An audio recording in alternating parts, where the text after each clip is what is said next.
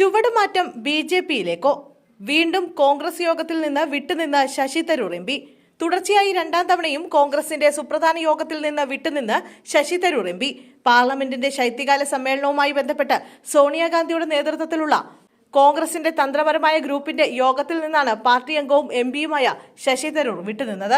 എന്നാൽ 90 വയസ്സുള്ള തന്റെ അമ്മയെ കാണുന്നതിനായാണ് അദ്ദേഹം കേരളത്തിലെത്തിയതെന്നും സംസ്ഥാനത്തെ തദ്ദേശ സ്വയംഭരണ സ്ഥാപന തെരഞ്ഞെടുപ്പിൽ പ്രചരണം നടത്തുന്നുണ്ടെന്നും തരൂരിന്റെ ഓഫീസ് പറയുന്നു. ഡിസംബർ 9, 11 തീയതികളിലാണ് കേരളത്തിലെ തദ്ദേശ സ്വയംഭരണ സ്ഥാപനങ്ങളിലേക്കുള്ള തെരഞ്ഞെടുപ്പ് നിശ്ചയിച്ചിരിക്കുന്നത്. നിർണായക പാർട്ടി യോഗത്തിൽ നിന്ന് തുടർച്ചയായി രണ്ടാമത്തെ തവണയും വിട്ടുനിൽക്കുന്നത് നിരവധി ചോദ്യങ്ങൾ ഉയർത്തിയിട്ടുണ്ട്. കോൺഗ്രസിന്റെ പ്രധാനപ്പെട്ട യോഗങ്ങളിൽ നിന്ന് ശശി തരൂർ ഇടയ്ക്കിടെ വിട്ടുനിൽക്കുന്നത് പാർട്ടിക്കുള്ളിൽ ചർച്ചാ വിഷയമായി മാറിയിട്ടുണ്ട്.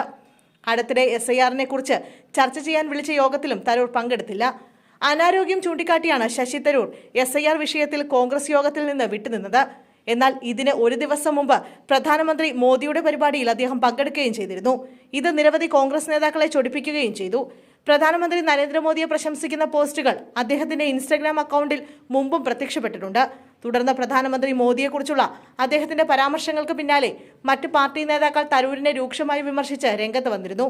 ശശി തരൂരിന് രാജ്യത്തെക്കുറിച്ച് കാര്യമായൊന്നും അറിയില്ലെന്ന് പറഞ്ഞുകൊണ്ട് നേരത്തെ കോൺഗ്രസ് നേതാവ് സന്ദീപ് ദീക്ഷിത് പരിഹസിച്ചിരുന്നു.